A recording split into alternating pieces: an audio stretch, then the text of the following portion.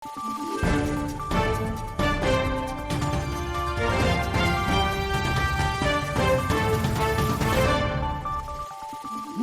araw, Pilipinas! Ito ang Valiente News hatid sa inyo ng Office of the Vice President. Libo-libong micro, small and medium enterprises na ang naalalayan ng Magnegosyo Today program ng OVP. Ang nakamit na tagumpay ng ilan sa mga MTD grantees, tunghayan natin sa year-end report ni Maribeth Adlawan.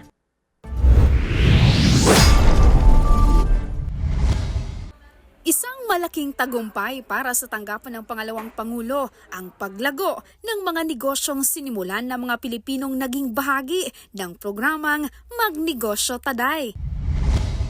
Tulad na lang ng mga kababaihan na mula sa Mandaluyong City sa likod ng Solid Consumer Cooperative.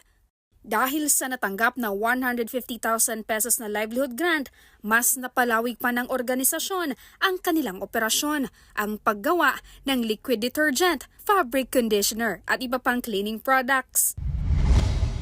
Umabot naman maging sa ibang bansa ang mga accessories na gawa ng artisan at MTD grantee na si Rafael Orbase ng Legazpi City, Albay.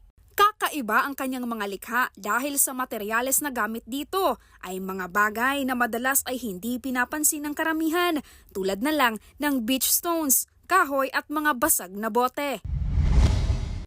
Pang world class na rin ang mga produktong gawa ng iba't ibang wood carving shop na pinapatakbo ng MTD grantees mula Banawe, Ifugao. Habang sa lalawigan ng Pangasinan, patuloy ang paglago ng junk shop ng kababayan nating si Queenie. Anya, dahil sa programa ay nakabili siya ng sariling sidecar na araw-araw niyang ginagamit sa paghahanap buhay.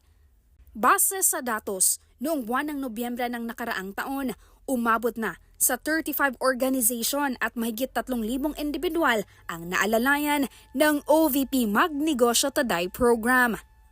Aasahan naman na madadagdagan pa ang bilang ng mga micro, small and medium enterprises o MSME na aalalayan ng MTD program ngayong 2026.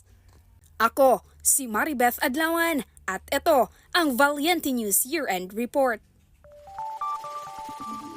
Successful MTD grantees mula sa isla ng Visayas sa kilalanin. Ang kanilang kwento, sabay nating balikan sa susunod na episode. Ako si Claudette Loreto para sa makabuluhan, naninindigan at matapang mga ulat at impormasyon. Maraming salamat.